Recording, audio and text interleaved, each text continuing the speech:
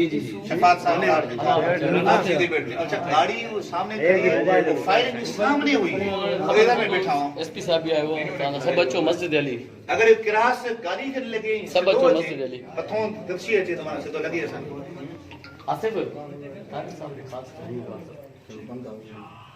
6 महीने तारिक साहब ने पहले मुझे कहा था कि अब हो सकता है अब सीधे टारगेट हो जाए।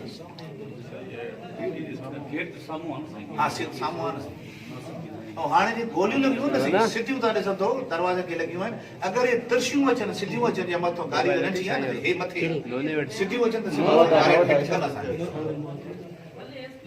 शुक्र थियो आहे को शीशे में न लॻो आहे, शीशे में लॻी त सिधो असांखे टारगेट करे आसानी सां अचे।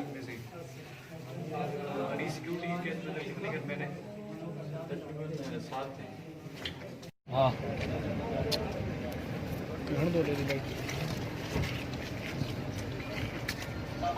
पकड़े ऊपर है साइड हो गई टायर में भी यहीं तो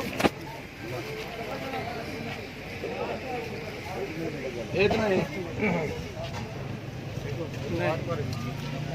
कार पर सुसाइड हाँ टायर में भी लगा